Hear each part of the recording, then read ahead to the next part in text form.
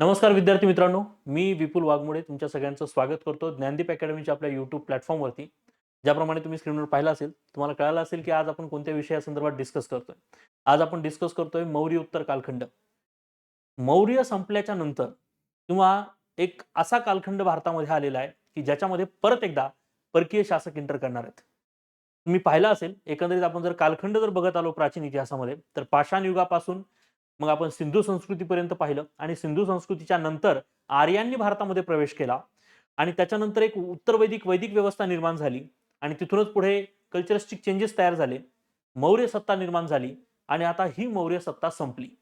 मौर्य सत्ता ऱ्हास झाल्याच्या नंतर भारतामध्ये परकीय शासक आणि काही देशी शासक निर्माण झाले होते. हे लक्षात घेणं गरजेचं आहे. आजचं सेशन या शासकांची ओळख आपल्याला करायची आहे. ओके? चलो. ही ओळख थोडक्यात असणार आहे हे लक्षात घ्या. मित्रांनो, तत्पूर्वी एक सगळ्यात महत्त्वाची सूचना, आपण हिस्ट्री ऑप्शनलची बॅच जी आहे ती सुरू केलेली आहे. ओके? ही बॅच सुरू झालेली मित्रांनो. यूपीएससी करत असाल किंवा राज्यसेवा करत असाल, पुढील अटेम्प्टसाठी हिस्ट्री ऑप्शनलचा विचार करत असाल, तर ही बॅच तुमच्यासाठी आहे. ही खऱ्या अर्थाने महाराष्ट्रातील सर्वोत्तम बॅच मराठी माध्यमातली ही बॅच असणार आहे. ऑनलाईन तसेच ऑफलाईन दोन्ही स्वरूपामध्ये ही बॅच असणार आहे. हे लक्षात घ्या. आणि या बॅचमध्ये प्रत्येक सिलेबस मधला घटक जो आहे तो खूप व्यवस्थित पद्धतीने डिस्कस केला जातो. यूपीएससी आणि आता एमपीएससी पण विचारेल म्हणजे पण यूपीएससी ने विचारलेले जे काही क्वेश्चन्स आहेत या क्वेश्चनच्या धर्तीवर ही शिकवणी असते. हे लक्षात घेणं गरजेचं आहे. ओके? म्हणजे फक्त सिलेबस मध्ये हे घटक आहेत म्हणून त्याला फक्त डिस्कस नाही केलेलं उगाच करायचं म्हणून. त्याच्यावरती यूपीएससीनं कसं विचारलंय, कोणकोणते वेगवेगळे पर्स्पेक्टिव्ह आहेत आणि भविष्यात परत एमपीएससी त्याच्यावर कसं विचारू शकेल किंवा यूपीएससीला पण कसे पर्स्पेक्टिव्ह येऊ शकतात, या सगळ्यांचा याच्यामध्ये विचार करून हे लेक्चर्स मी त्यामध्ये घेत आहे हे लक्षात घ्यायचं आहे आणि त्याच्यामध्ये सगळा सिलेबस कव्हर केला जाणार आहे. या बॅचमध्ये तुम्हाला काय काय मिळणार आहे एकदा मी तुम्हाला सांगतो. बघा, ही बॅच 150 लेक्चरची बॅच असणार आहे. आता तुम्ही म्हणा सर फक्त 150? ऐका 2 मिनिटं. हे लेक्चर्स 2.5 ते 3 तासाचे लेक्चर्स आहेत. ओके? त्यामुळे हे लेक्चर म्हणजे विचार करा की हे 2.5-2.5 3-3 तासाचे असे 150 लेक्चर्स त्यामध्ये आपण अरेंज करणार आहोत. दुसरी महत्त्वाची गोष्ट म्हणजे या बॅचमध्ये सेपरेट मॅपिंगची तयारी सुद्धा करून घेतली जाणार आहे. पेपर नंबर 1 प्राचीन इतिहासाचा सेक्शन नंबर ए त्याच्यामध्ये क्वेश्चन नंबर 1 असतो मॅपिंगचा 50 मार्कचा क्वेश्चन असतो डायरेक्ट. या क्वेश्चनची सेपरेट तयारी मी तुमच्याकडून करून घेणार आहे. मी जेवढे पॉइंट्स नकाशामधले लोकेट करून सांगेल तेवढेच पॉइंट व्यवस्थित करायचे. तुम्हाला 100% आयोगात ते पॉइंट ओळखीचे वाटायला लागतात म्हणजे लागतात. ओके? सो काळजी करू नका. तुम्हाला चांगलं लिहिता येईल त्यामध्ये. दुसरा महत्त्वाचा मुद्दा म्हणजे अभ्यासक्रम संपूर्ण केला जातो आणि मराठी नोट्स यामध्ये तुम्हाला मराठी भाषेतल्या नोट्स मी तुम्हाला उपलब्ध करून देत आहे. हे लक्षात घेणं गरजेचं आहे. या नोट्सच वाचायच्या, बाकी पुस्तकही वाचायची गरज नाही. लेक्चर्स आणि नोट्स याच्यावरतीच तुमचा ऑप्शनल क्लिअर होणार आहे हे लक्षात घ्यायचं आहे. ओके? आणि सगळ्यात महत्त्वाची गोष्ट वेळोवेळी शंका निरसन सत्र असतं आणि दुसरी महत्त्वाची गोष्ट म्हणजे स्पेशल मेंटरशिप जी आहे. तुम्ही जो काही तयारी करताय यूपीएससी किंवा राज्यसेवा यामध्ये माझी मेंटरशिप तुम्हाला मिळणार आहे हे लक्षात घ्यायचं आहे. ओके? सो गेल्या 6 ते 7 वर्षांपासून मला हिस्ट्री ऑप्शनल शिकवण्याचा अनुभव आहे आणि माझ्या अनुभवाने मी तुम्हाला नक्की सांगतो, की ज्या पद्धतीनं म्हणजे मी सिलेबस वाईज कधीच जात नाहीये. सिलेबस आणि आयोगाने विचारलेले क्वेश्चन ह्या सगळ्या गोष्टींना कॉन्क्रीट करून एक व्यवस्थित सिक्वेन्स बनवलेली असते. त्या सिक्वेन्सने मी ते शिकवतो. या पद्धतीने जर नक्की जर बघाल ना हे लेक्चर्स आणि त्याच्या नोट्स प्रिपेअर कराल किंवा माझ्या नोट्स वाचाल, तर मी तुम्हाला डेफिनेटली सांगतो तुम्हाला चांगला स्कोर ऑप्शनमध्ये करता येऊ शकतो. हिस्ट्री सारखा म्हणजे हिस्ट्री ऑप्शनल सारखा सोपा ऑप्शनल कुठेच नाहीये. फक्त एवढंच आहे की सिलेबस तुम्हाला मोठा दिसतो म्हणून तुम्ही सिलेबसला घाबरताय. घाबरू नका. सिलेबसच्या समोर मी उभा आहे. ओके? फक्त माझ्यावर विश्वास ठेवा. सिलेबसला अजिबात घाबरू नका. बाकी हिस्ट्री खूप सोपा आहे. खूप सोपा आणि खूप इंटरेस्टिंग आहे. हे लक्षात घ्या. ओके? त्यामुळे सगळ्यांचं हिस्ट्री ऑप्शनलच्या या बॅचमध्ये मी स्वागत करतो. ज्यांना कोणाला या बॅच संदर्भात अधिक माहिती हवी असेल, अशा विद्यार्थ्यांनी मला 96 बघा 9604572804 या नंबरवरती त्यांनी मला कॉन्टॅक्ट करायचा आहे किंवा त्यांनी 7620621778 या नंबरवरती कॉन्टॅक्ट केला तरी चालेल. ओके? चलो. सो मित्रांनो, बघा, आज आपण टॉपिक पाहतोय तो म्हणजे मौर्य साम्राज्यानंतरचा कालखंड. लक्षात घ्या, मौर्य उत्तर कालखंड जो होता हा बऱ्याच बदलांचा कालखंड आहे. खूप मोठे बदल, सामाजिक बदल, आर्थिक बदल, राजकीय बदल आणि सगळ्यात महत्त्वाची गोष्ट सांस्कृतिक बदल भारतामध्ये झालेले आहेत. कारण हा असा कालखंड आहे ज्या कालखंडामध्ये काही विदेशी शासक भारतामध्ये एंटर होत आहेत. विदेशी शासक बघा, मी तुम्हाला एक मॅप या ठिकाणी काढतो म्हणजे तुमच्या एकदम लक्षात येऊन जाईल. राईट, बघा मित्रांनो, हा भारत आहे. ओके, आणि भारतामध्ये तुम्हाला माहिती आहे की मौर्य सत्ता कुठे कुठे प्रस्थापित होती. मी तुम्हाला मौर्य सत्तेचं लेक्चर घेतलंय. ज्यांनी कुणी ते लेक्चर पाहिलं नसेल कृपया त्यांनी ते लेक्चर पाहिलं तरी चालेल. ओके, सो आपण असं म्हणूया की जर हा भारत आहे आणि या भारतामध्ये म्हणजे त्यावेळेस तर इथंही भारताचा काही एरिया होता. सो इथं लक्षात घ्या की भारताच्या बाहेरून येणारे काही शासक आहेत, हे लक्षात घ्या, काही आक्रमणकर्ते आहेत. आणि भारतामध्ये मौर्य सत्तेच्या ऱ्हासानंतर काही देशी सत्ता तिथं सुरू झाल्यात. जसं की इथे शुंग आणि त्याच्यानंतर कण्व हे देशी शासक निर्माण झाले होते. याच दरम्यानच्या कालखंडामध्ये भारताच्या दक्षिणेकडे किंवा महाराष्ट्राकडे सातवाहन किंवा सातवाहक शासक होते. इथे हा जो भाग होता तो चेदी म्हणजे ओरिसा वगैरे झारखंडचा भाग जो होता तो चेदींचा होता. ओके, चेदी तयार झाले होते. इथे दक्षिणेकडे तुम्हाला लक्षात यायला हवं की दक्षिणेकडे जे शासक होते या दक्षिणेकडच्या शासकांमध्ये इथे चेर, चोल आणि पांड्य अशी शासक जी आहेत ही शासक उदयास आली होती, हे लक्षात घ्या. ही झाली देशी शासक आणि यासोबतच काही विदेशी सत्ता सुद्धा भारतामध्ये आक्रमण करत होत्या. जसं की पर्शियन. ओके, पर्शियन म्हणजेच त्याला पहलव, मराठीमध्ये पहलव असं म्हणलं जातं. ओके, सातवाहनांच्या राजा सतकर्णी सोबत एक उल्लेख केला जातो. ओके, तो म्हणजे कोणता? यवन काय म्हणून पहलव, शक कुशान पहलव यवन निसुदन. तर हा जो काही उल्लेख आहे तो असा उल्लेख आहे की बाहेरच्या सगळ्या शासकांना संपवणारा सातवाहक राजा असं म्हणलं जातं. तर पर्शियन्स म्हणजेच पहलव. त्यानंतर बघा अजून एक आहेत की bacterial Greeks. Okay, bacterial Greek. आता हे ग्रीकच आहेत पण यांना आपण युनानी असं म्हणलं जातं. काय म्हणतो? युनानी. युनानी शासक या नावाने आपण उल्लेखित करतो. यानंतर आले होते शक. शक ह्या भटक्या टोळ्या होत्या. बाहुबली पिक्चर पाहिला असेल, कालकीय टाईप, हा त्या टाईपचं ते आक्रमण करत असायची. अशा ह्या भटक्या टोळ्या होत्या शकांच्या. आणि त्यानंतर आले होते कुशाण, ज्यांनी भारतामध्ये गोल्ड कॉइन आणले. असे कुशाण, कुशाणांचा राजा कनिष्क. ओके, ज्यानं भारतामध्ये खूप गोष्टी इम्प्लिमेंट केल्या, याच्याविषयी आपल्याला चर्चा करायची. तर लक्षात घ्या, हा जो काही मौर्य उत्तर कालखंड आहे, हा मौर्य उत्तर कालखंड विविध बदलांनी घडलेला आहे. भारतामध्ये काही बाहेरचे शासक आणि भारतातील देशी शासक असा एक संमिश्र कालखंड जो आहे तो आहे. या कालखंडामध्ये भरपूर राजकीय स्थित्यांतर आहेत, भरपूर लढाया, भरपूर युद्ध, भरपूर मोठा व्यापार, भरपूर सांस्कृतिक बदल, अशा समस्त वेगळ्या पॉझिटिव्ह निगेटिव्ह गोष्टींनी भरलेला हा कालखंड म्हणजे कोणता कालखंड? मौर्य साम्राज्यानंतरचा कालखंड. त्याला आपण उत्तर मौर्य कालखंड असं म्हणतो, हे लक्षात घ्या. ओके, चला तर मग ह्या कालखंडाची ओळख करूया. सगळ्यात महत्वाचं शुंग घराणं. लक्षात घ्या, पुष्यमित्र शुंग यानं, पुष्यमित्र शुंग जो आहे, ओके,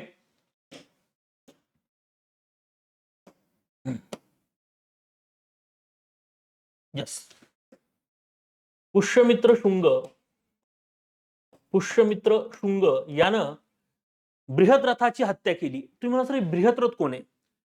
बृहद्रथाचा उल्लेख मौर्य घराण्याचा शेवटचा राजा म्हणून केला जातो. मौर्यांचा शेवटचा वंशज जो होता त्याचं नाव आहे बृहद्रथ. या बृहद्रथाची हत्या केली तोपर्यंत मौर्य साम्राज्य पूर्ण सिकुडलं होतं आणि छोटं राहिलं होतं. म्हणजे जोपर्यंत बृहद्रथाची सत्ता आली तोपर्यंत. बृहद्रथाचाच एक सेनापती आहे पुष्यमित्र शुंग. त्या पुष्यमित्र शुंगानं काय केलं तर मौर्य साम्राज्याचा अंत केला. बघा, मौर्यांचा शेवटचा राजा बृहद्रथाची हत्या करून पुष्यमित्र शुंग याने शुंग घराण्याची स्थापना केली. शुंग वंशाची स्थापना केल्यानंतर त्यानं खऱ्या अर्थाने बघा आता पुराण हर्ष, बघा पुराण ग्रंथ असतील, हर्षचरित्र, बाणभट्टाचं हर्षचरित्र हे ग्रंथ असेल, मालविका अग्निमित्र हा ग्रंथ असेल, अशा ग्रंथांमध्ये किंवा महाभाष्य हे ग्रंथ असेल किंवा दिव्यावदान हे ग्रंथ असेल, अशा वेगवेगळ्या ग्रंथांमध्ये ओके या गोष्टींचा उल्लेख आहे की पुष्यमित्र शुंगानं बृहद्रथाची हत्या केली आणि पुष्यमित्र शुंगानं आदेश दिले होते. आदेश दिले होते की जो कुणी बौद्ध भिक्खूंचे मुंडके कापून आणून देईल त्याला मी 100 दिनार देणार. अशा स्वरूपाचे आदेश सुद्धा काढलेले आहेत. ह्याचा उल्लेख या ग्रंथांमध्ये केलेला आहे. ओके, सो आपण ह्याच्यावरून काय लक्षात घ्यायचं एक अभ्यासू वृत्तीनं की पुष्यमित्र शुंग हा बौद्ध विचारांच्या विरोधातला व्यक्ती होता. बौद्ध विचारधारेच्या विरोधातला व्यक्ती आहे. साहजिक आहे की बौद्ध भिक्खूंना आता राजाश्रय मिळालेला नव्हता. अशा वेळेस बाहेरून काही शासकही आक्रमण करत होते. अशा वेळेस बौद्ध भिक्खूंनी पर्शियन्स आणि म्हणजे पहलव आणि यवनांना साथ दिलेली आहे असं म्हणतात. ओके, हे तुम्हाला मी सांगेल त्याच्यामध्ये ज्यावेळेस आपण इंडो ग्रीक्स कोण होते किंवा पर्शियन्स कोण होते, लक्षात ना, त्यानंतर बॅक्टेरियल ग्रीक कोण होते, हे ज्यावेळेस मी तुम्हाला सांगेल ना त्यावेळेस मी डिटेल कहाण्या त्याच्या सांगणार आहे, लक्षात घ्या. ओके, बघा. सो इंडो ग्रीकांचं आक्रमण सुद्धा त्या काळामध्ये होत होतं. इंडो ग्रीक आक्रमणामुळे झालं काय, तर इंडो ग्रीक आक्रमण ज्यावेळेस भारतामध्ये झालं म्हणजे तिथं कोण कोण आलं होतं, पर्शियन आले होते. ओके, कारण बघा तो जो पर्शियन गल्फचा प्रदेश दिसतोय सगळा, तुम्हाला जगाचा नकाशा माहिती असेल तर जो पर्शियन गल्फचा प्रदेश आहे, इराण इराकच्या पलीकडचा तिकडचा, तर त्या प्रदेशामध्ये दोन सत्ता निर्माण झाल्या होत्या. आधी हा एकच प्रदेश होता, त्यानंतर दोन सत्ता निर्माण झाल्या. दक्षिणेकडे पर्शियनचा एरिया निर्माण झाला, उत्तरेकडे बॅक्ट्रियाचा एरिया, बॅक्ट्रिया, ओके, असा एरिया निर्माण झाला आणि बॅक्ट्रियावरती ग्रीकांचं कंट्रोल आलं होतं. तो बॅक्ट्रिया, ग्रीक्स आणि पर्शियन्स यांच्यामध्ये हमेशा वाद राहिलेत आणि हे दोघं शासक जे आहेत ते भारताकडे आक्रमण करून आले होते, हे लक्षात घ्या. यावरून काय झालं रे, तर यावरून एक ग्रीक कल्चर, एक पर्शियन कल्चर भारताकडे इन्व्हॉल्व्ह झालं किंवा भारताकडे इंटर झाला असं आपण म्हणू शकतो. लक्षात ना. आणि म्हणून बघा इंडो ग्रीक आक्रमणाने भारतीय इतिहासामध्ये महत्वाचा टप्पा गाठला आणि विशेष करून सांस्कृतिक आदान प्रदान या कालखंडामध्ये वाढलं. व्यापार तर वाढलाच होता. ज्यावेळेस हे आक्रमण झाले त्यावेळेस तिकडची लोक इकडे, इकडची लोक तिकडे व्यापार करू लागली होती आणि व्यापारासोबत फक्त व्यापार होत नसतो, त्यासोबत तिथली संस्कृती सुद्धा एक्सचेंज होत असते किंवा संस्कृती सुद्धा एकमेकांसोबत डील करत असते, हे लक्षात घेणं गरजेचं आहे. बघा सांस्कृतिक समन्वय, या अद्भुत संस्कृतीच्या समन्वयानं भारतामध्ये समाज रचनेची व्याप्ती वाढली आणि सृजनशीलतेला चालना मिळाली. आज आपण जे समाज रचना जगतोय याच्यामध्ये कुठे ना कुठेतरी खूप सारे घटक हे त्या कालखंडात तुम्हाला त्याचा मूळ जो आहे तो सापडू शकतो, हे लक्षात घेणं अपेक्षित आहे. ओके, यानंतरच्या कालखंडामध्ये कुशाण भारतामध्ये आले होते. बघा कुशाणांच्या अगोदर सुद्धा ना शक साम्राज्य आलं होतं भारतामध्ये. आता हे शक कोण होते बघा, ज्यावेळेस पर्शियन भारतामध्ये येऊ लागले होते, ज्यावेळेस यवनांनी भारतावरती आक्रमण केलं होतं, म्हणजे डायोडोट्स वगैरे, लक्षात, मिनॅन्डर, त्यानंतर गोदोफर्निस असे शासक आहेत यांचे, हे शासक ज्यावेळेस भारताकडे आक्रमण करू लागले होते त्यावेळेस सेंट्रल एशियामध्ये काही शकांच्या टोळ्या होत्या. या टोळ्यांवरती हल्ले झाले, कारण ते तिकडनं येतात तर सेंट्रल एशियाकडनं घुसतायत ते, आणि सेंट्रल एशियामध्ये ऑलरेडी शकांच्या टोळ्या आहेत तिथे, तर शकांच्या ह्या टोळ्यांवरती हल्ले केले. आता शकांच्या टोळ्यांना भारताकडे येण्याशिवाय पर्यायच नव्हता, त्यामुळे सरळ सरळ शकांनी भारतावर हल्ला केला आणि ह्या शकांच्या टोळ्या ज्या होत्या त्या थोड्याशा आपण म्हणूया की ते नागरी जीवनापासून थोडेसे वेगळे होते, हे लक्षात घ्या.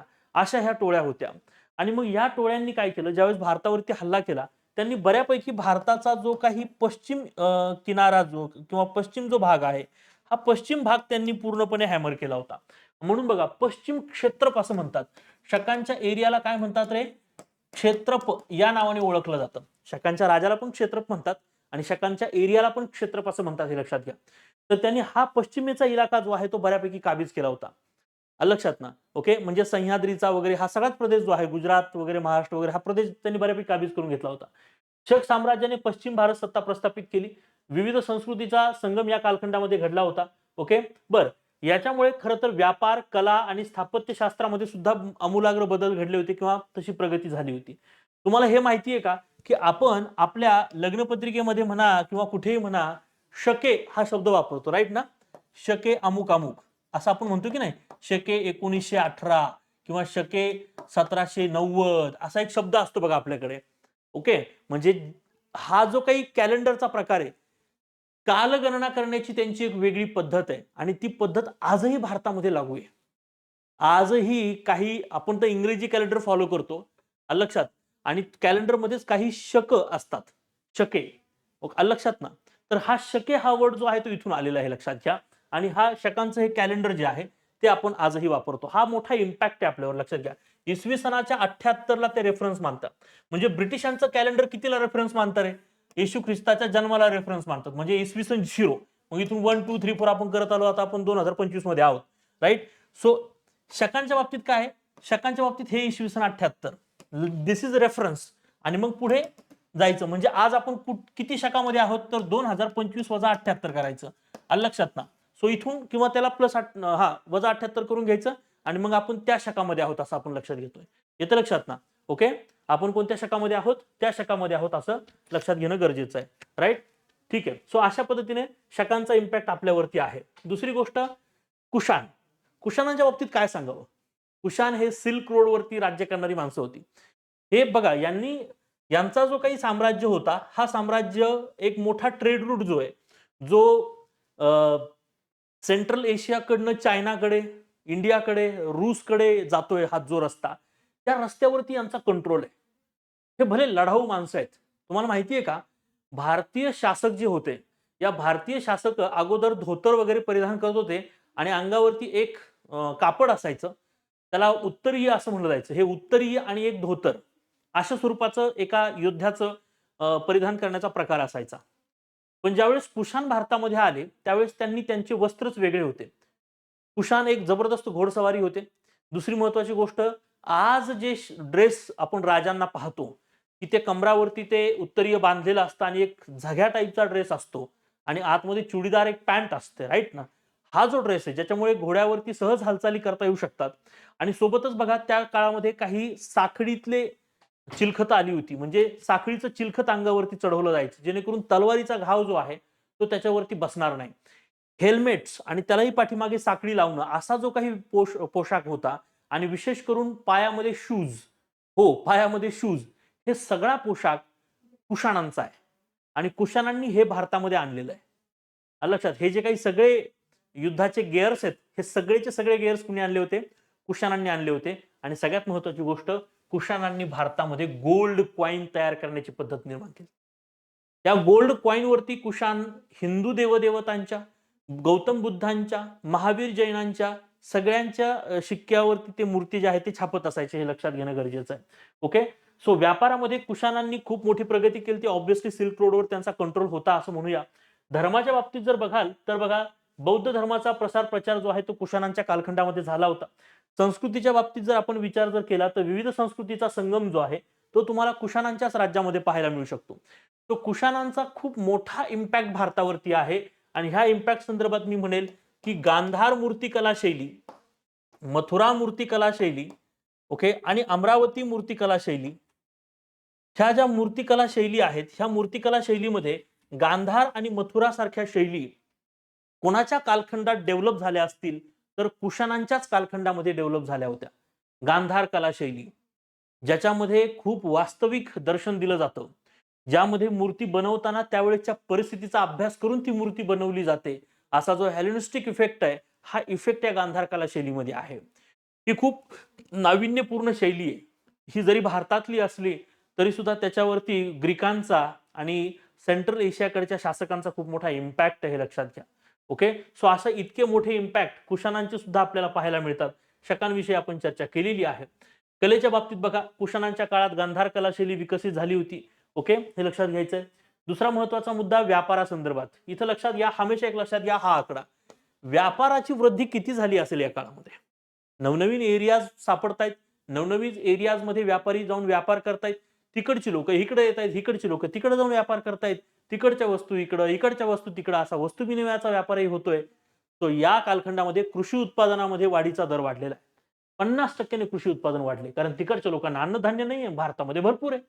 तिकडच्या वस्तू इकडे आणायच्या आणि त्याच्या बदल्यात धान्य द्यायचं, असा व्यापार वाढलाय. भारतीय बाजारपेठामध्ये कृषी उत्पादनाच्या वाढीला जवळपास 50% दर मोठा वाढला होता, जो व्यापार आणि वाणिज्य वाढण्यासाठी महत्वपूर्ण होता. यामुळे शेतकऱ्यांचे जीवनमान जे आहे ते नक्कीच सुधारलं होतं असं आपण म्हणू शकतो.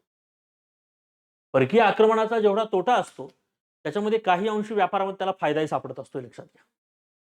म्हणलं ना, की प्रत्येक बाजूला, प्रत्येक गोष्टीला 2 बाजू असतात. हे हमेशा लक्षात घेणं गरजेचं आहे. ओके. अशा तटस्थ पद्धतीने आपल्याला ते पाहणं अपेक्षित आहे. ऑब्व्हियसली काही धार्मिक बदलही झाले होते. या कालखंडामध्ये साहजिक होतं, की काही आपण म्हणूया, की वैदिक हिंदू धर्म पाळणारे शासक परत एकदा इस्टॅब्लिश झाले होते. जसं की सातवाहन शासक असतील, शुंग असतील, कण्वांसारखी शासक असतील. आता इथून पुढे परत एकदा वैदिक धर्म जो आहे तो जागा होतोय. तर दुसरीकडे बौद्ध धर्म जो आहे तो हॅमर केला जातोय. या दरम्यानच्या कालखंडामध्ये परकीय शासकांनी बौद्ध धर्म जो आहे तो स्वीकारण्याचा प्रयत्न केला होता. सो बौद्ध धर्म, जैन धर्म, सामाजिक प्रभाव, ह्या सगळ्या गोष्टी खूप मोठ्या प्रमाणात भारतामध्ये घडू लागल्या होत्या. बौद्ध धर्माने समाजामध्ये एक सकारात्मक परिवर्तन केलं होतं. साहजिक होतं, की बाहेरून होणारी आक्रमणं त्याच्यामुळे सामान्य जनता स्वतःला असुरक्षित फील करू लागली होती आणि ज्यावेळेस सामान्य जनता स्वतःला असुरक्षित फील करते, त्यावेळेस ती धर्माची वाट धरते. हे हमेशा लक्षात घ्या. माझं हे वाक्य कायमस्वरूपी लक्षात ठेवा. ज्यावेळेस समाज असुरक्षित भावनेनं असतो, त्यावेळेस समाज धर्माकडे जातो. हमेशा लक्षात घ्या. व्यवस्था समाजाला असुरक्षित बनवते आणि ही असुरक्षित समाज आपोआपच धर्माचा आधार घेतो.